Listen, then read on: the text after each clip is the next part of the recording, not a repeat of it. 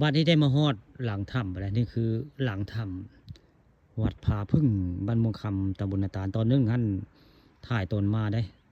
ตอนขับรถเส้นทางมาวัดผาพึ่งบ้านม่วงคำตำบลนาตาลบัดนี้มาฮอดได้พี่น้องมาฮอดได้นี่คือหลังถ้ำได้หลังถ้ำวัดผาพึ่งวัดผาพึ่งบ้านม่วงคำตำบลนาตาลแล้วนี่ซึ่งหน้านี่มงนี่คือหลังถ้ำนะพี่น้องไอ้นี่หลังถ้ำวัดผาพึ่งแล้วนี่ผู้ข่าปันคำประชมวันนี้ตัวเลงได้ มาเอาภาพบรรยากาศบริเวณหลังถ้ำวัดผาพึ่งมาให้เบิ่งมาชมได้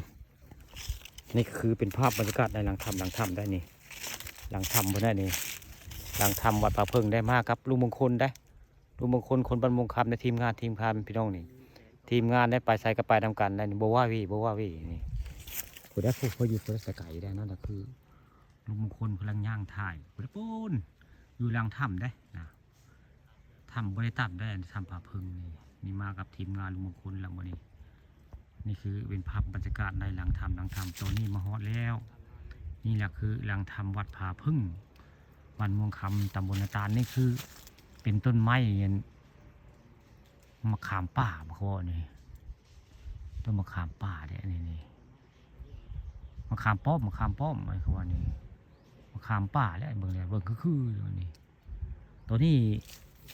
ยืนจาอยู่บริเวณอยู่หลังถ้ำได้นี่อยู่หลังถ้ำวัดผาพึ่งพอดีได้นี่อยู่ห่างอยู่หน้าถ้ำอยู่ประมาณ50 เซนได้เดี๋ยวลงไปทางใต้กระเซ็นมันมากระเต้คุณลาได้ผมมากระเต้ละหรือว่ามักฆ่าอะไรพี่น้องมักฆ่ากระเม็ดหรือว่ากระเต้กระเม็ดละภาษาบ้านเฮามากระเต้ได้ภาษาไทยก็เรียกว่ามักฆ่าได้นี่คือเป็นภาพบรรยากาศหลังถ้ำวัดผาพึ่งบ้านม่วงคำตำบลนาตาลนี่